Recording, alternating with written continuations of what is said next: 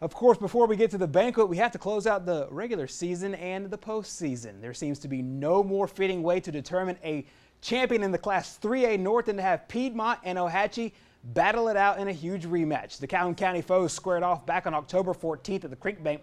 Piedmont won that game 45-35 and captured a region championship. A lot more is at stake this time around in Piedmont. Winner punches their ticket to the state championship game down in Auburn. Of course, a lot of football has been played since that first matchup, and Piedmont head coach Steve Smith told us today that the key this time around is to leave that previous game exactly where it is, 6 weeks in the past.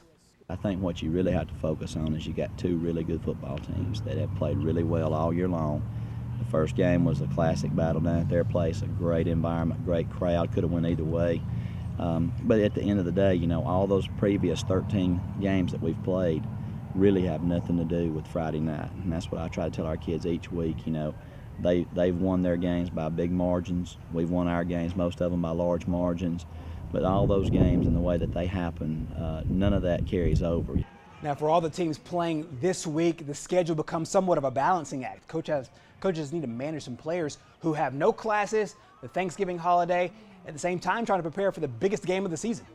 We don't never want football to take the place of their family, but it gives them an opportunity to do that. And then we come in on Thursday night and practice. On Thanksgiving night, it's always a special night. We have a team supper where they bring their families and cheerleaders and managers and their families, and we all just get together in the lunchroom here and have 200 or 300 people having Thanksgiving supper together. So it's always a special time, and we try to keep our perspective on the things that's most important, and then also do what we got to do to be prepared for a big game.